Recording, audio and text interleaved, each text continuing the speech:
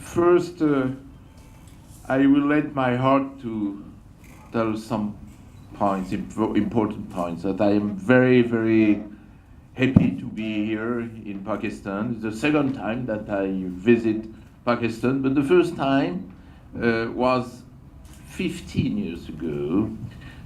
That's why I am an old man. And it's a real pleasure, thanks to the French embassy, to come back here. I remember that the meetings I had with my Pakistani colleagues 15 years ago were very fruitful, enriching my perspectives. And I hoped at this time to come back, and it's a good opportunity today to have this meeting and to discuss about a very important topic. As you mentioned, I am an IR scholar, international relations scholar, so I am not working on public policies and on governance as such. But the question I want to set up here is how can we combine international relations with governance through this famous global governance? Maybe the first to have paved the way here is James Rosenow and Otto Krempel with this very famous book on governance without government. And for an IR scholar, governance without government is something very strange and probably also very challenging. This is around this point that I want to make my presentation. There is maybe another point that now more and more people say that there is an international chaos, a kind of disorder which had never existed before. I don't agree with this vision. There is no disorder. We talk about disorder and we mention disorder and chaos when we don't understand the context and the situation. I think that it's probably the lack of understanding of the transformation of the world which leads rulers and observers to consider that we are now in a chaos. Personally, I don't pretend, of course, to understand all the international relations. That's not my point. But I think that everything can be explained. And there are ways for solving the main problems that we consider as resulting in chaos. Some words, ladies and gentlemen, as an introduction. You know, French scholars are very formal. Some words in my introduction about the Western brain. And maybe the Western brain and the Western culture of international relations is the main cause of many oversimplifications and also of some obstacles to promote a real global governance. The Western grammar of politics is based on state sovereignty. When we say that, it seems to be obvious. But state and sovereignty are historical concepts, and they are strongly connected to sequences in the history of the world. You were kind to mention my book on the imported state. In this book, I try to explain that what we call state, what is generally conceived as a state, is an artifact which was invented at the end of Middle Age for striving to overcome the problems of feudality and feudalism. It was invented in a cultural context, that's to say, the Christianity and the Christian culture, which was dominating Europe at this time.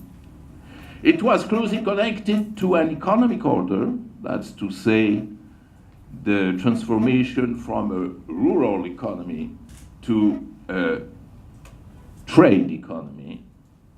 And it was also connected to new dimension of politics. And this is a very important point.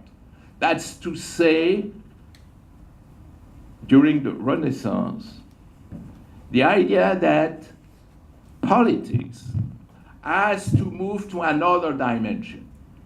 Politics was conceived before Renaissance, either at a micro level through feudalism, or a macro level through the empires and the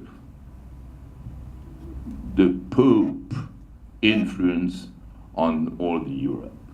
And so was invented at this time what we call the territorial principle. Territorial principle is something very important and very innovative in the history. That's to say, the postulate according to which politics can be ruled at a meso level, that's to say, through political units, not too large, because empire was starting fading at this time, not too small, because feudalism was not working at all. And so this mesopolitics that we consider in the Western brain as the natural dimension of politics is only an historical dimension of politics.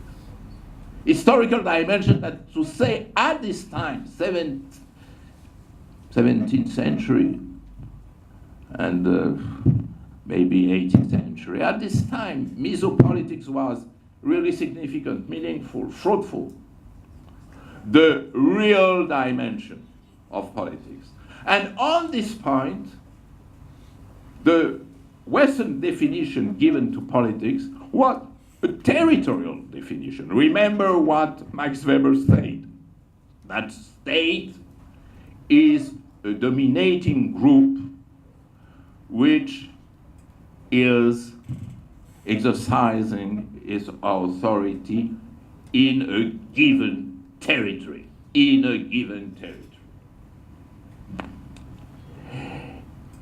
We can't consider state without this territorial incarnation. And if we say that, it means that our Western political order was based on power which is working on this territory. That's to say, power and territory were merging. That's to say, the only real power, the political power, is really bearing sovereignty. And if there is sovereignty, that's to say there is no international rules. This was the obsession of Thomas Hobbes, who considered that international rule, international law, was even impossible to conceive. Because if we are sovereign, we are not committed to another rule. And if we are sovereign and not committed to other rules, it means that there is only one way for managing and ruling the relations between states, in the war. That's why our conception of politics has been frozen, was frozen at this time, on the conviction that we are in a world in which sovereignty was closely associated to war. But another point was coming out with that, is that if states are territorial and sovereign, they are in a permanent competition, in a permanent rivalry, and if they are in a permanent rivalry, it means that the real target of each of them is to get the hegemony on the others. And hegemony was like the cornerstone of the new international order. Ladies and gentlemen, if we accept this vision, which was frozen at this time, and that now in the Western countries we are hardly able to overcome and even to discuss and to revisit this vision.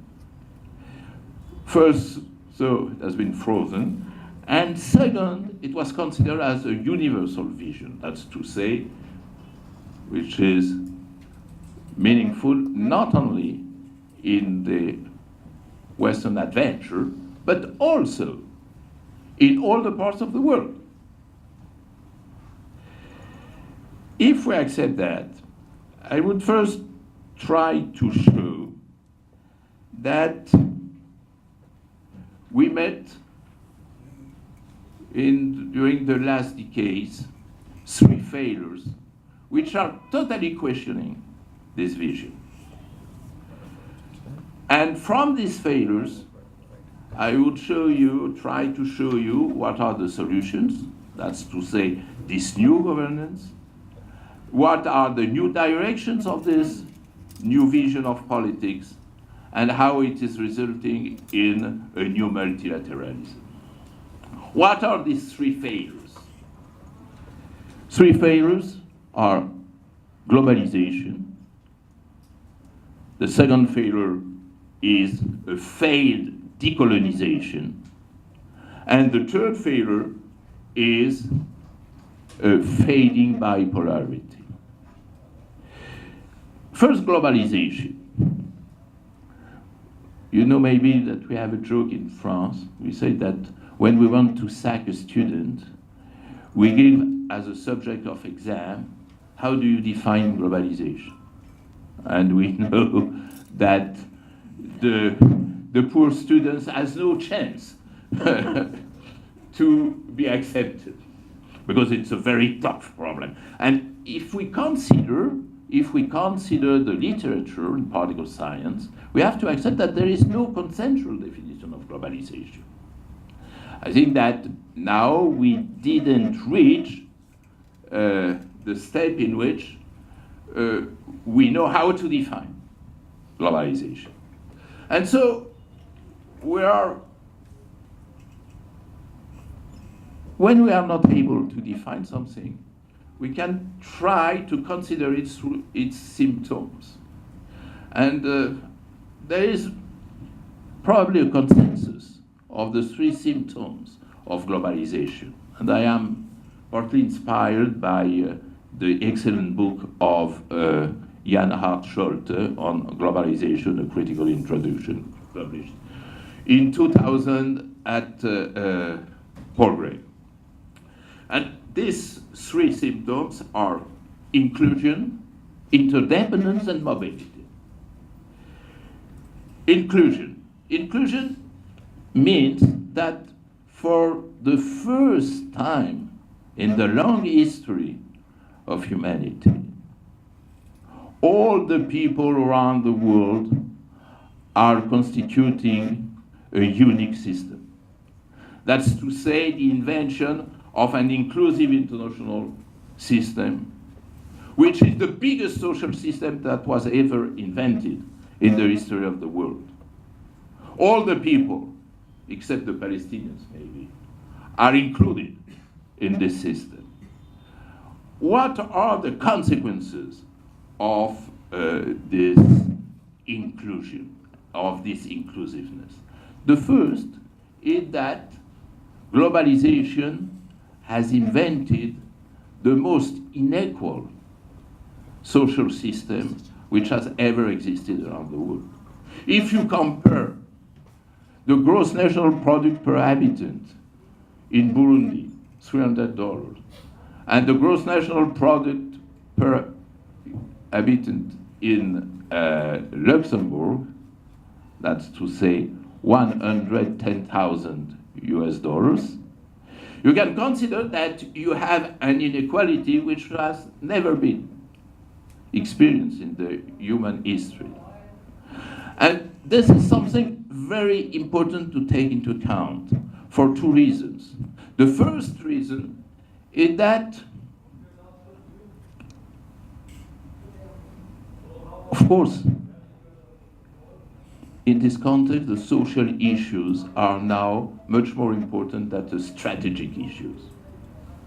That's to say, the evolution and the transformation of the world system is much more depending on social issues than on strategic issues. Missiles are much less important than human security, food security. If you take into account, for instance, food security, you know that starvation is killing between 6 and 9 million people every year. That's to say, starvation is triggering 8 world center attacks per day. That's to say that on a global vision of security,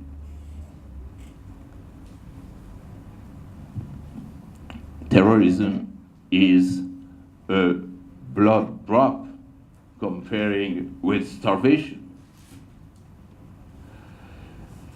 But the second reason that we have to take into account this inclusion is that this inclusion is not a blind inclusion as it was previously. Previously we were in a world in which the poor ignored that there were rich people on the earth, in which the weak didn't know that some people were strong and powerful.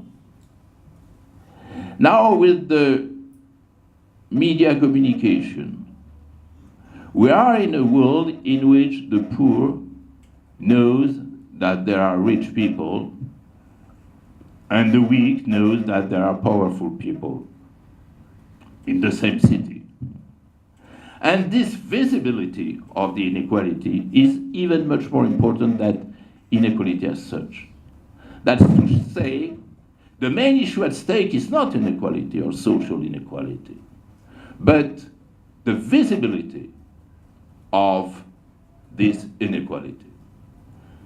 The visibility, the consciousness of this inequality is then getting the most important issues that we can imagine in international relations. And that's why we are now moving to a world in which the main issue at stake is to create the conditions of a global social governance. That's to say, overcoming sovereignty through promoting global governance is first of all based on this transformation of the consciousness of individuals regarding this new inclusiveness. The second point is interdependence. And interdependence, of course, is exactly the contrary of sovereignty. But behind interdependence, there is something very important, ladies and gentlemen. It's one of the points on which I am currently working. Is that in a world of interdependence, the weak is depending on the strong. Nothing new. Very trivial. But what is new is with interdependence, the powerful, the strong, are more and more depending on the weak. And the weak is, in a global world, the weak link. And the weak link is the most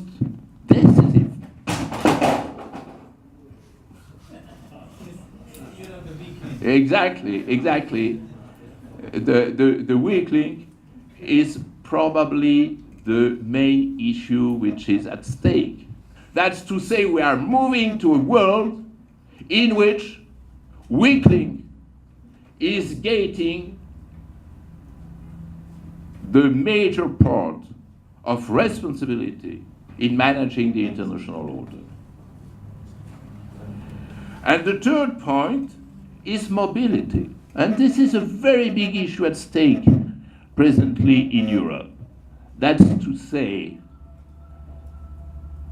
understanding that globalization is a word of visibility, as I mentioned, but also of facilitating transportation and of global communication. That's to say, a world which is more and more mobile, in which people are moving more and more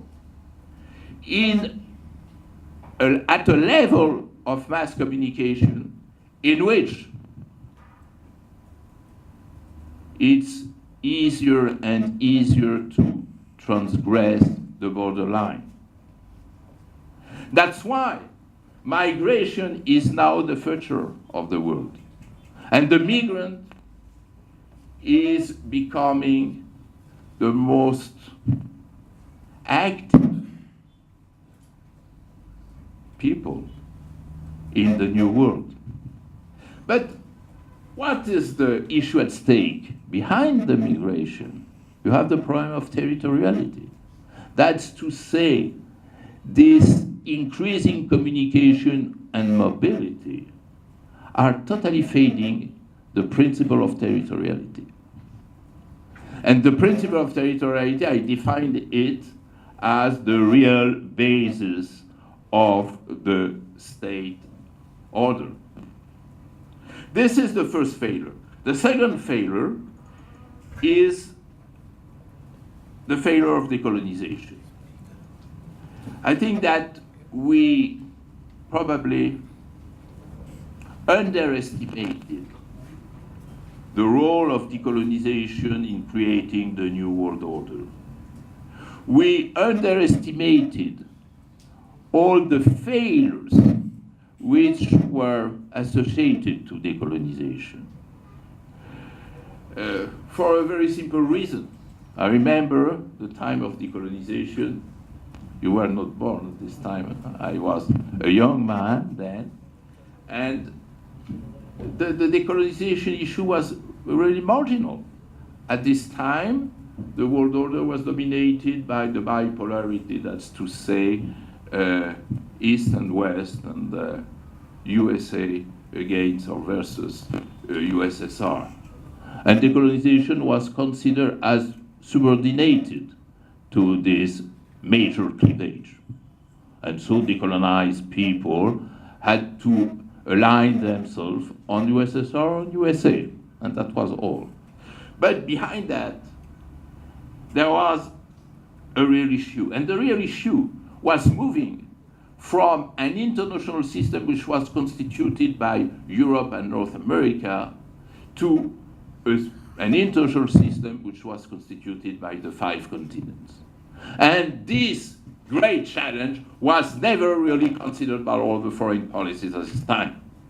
That's to say, how to include the new countries, the new states, inside the new international order. New states which couldn't be considered as marginal, as they were covering the major part of the human population, and economic resources too. And instead of that, 3 failures took place. First, the violence of decolonization. And this violence is still present in the contemporary world order. The second point was the humiliation legacy. That's to say, decolonization was based on humiliations and revenge against humiliation. And this part of revenge is something very important for understanding the new international order. And the third reason, maybe the major reason on the political point of view, is that the new states were not included in the decision-making process of the international community, which was constituted after the Second World War. Can you imagine that when UN was constituted, there were 51 founding members, now there are 193, and nothing has really changed.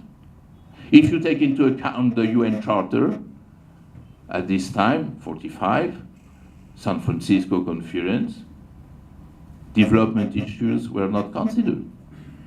Environment issues were not considered.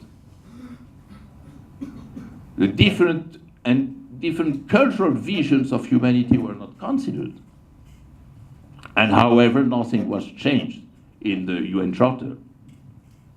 And on an institutional point of view, of course, some creation has, but very rare new institutions have been created, like for instance the UNDP, which is a fantastic agency, a fantastic program in the UN system. Also the Conference on Trade, of course, but which is playing a marginal role in the international economy. But for the rest, nothing was done. On the contrary, the more multilateralism was open to new members, the more minilateralism was substituted to multilateralism. What is minilateralism? The conviction that only a very small number of states are able to rule out the global governance. But if you take into account the G7, which was created in 1975, that's to say, just after the main wave of decolonization, the G7 is exclusively constituted of old nations coming from the old world. I consider Japan as the far west rather than the far east. But China is not in the G7, and India, Pakistan, Indonesia, Nigeria, and so on. Brazil. And on this trend, something new was invented. If the new states were excluded from the governance, if militarism was substituted to multilateralism, what was the only option open to the new states? To invent a new kind of diplomacy, which was the protest diplomacy. Protest diplomacy is a new kind of diplomacy, which was totally ignored before. Protest diplomacy was meaningless in the 19th century and even up to the Second World War. Protest diplomacy is we have no other options than protesting. And this is the long history of the G77. This is the first Bandung non-aligned movement, G77 after the Algiers conference in 1967, and the famous J20 plus, that's to say, which was constituted by rising powers in Cancun when at the World Trade Organization conference, an alliance between United States and European Union proposed an agenda which was rejected by all the others. And all the others were the protesters, but the protesters had then got an identification through the idea of the G20 plus. The great problem, the big problem is here. That's to say, the world is now working against a negative bloc, is working around this protest diplomacy, and so is not able to produce a real and acting governance. And the third failure was the failure of bipolarity. Failure of bipolarity failure of the post-bipolarity.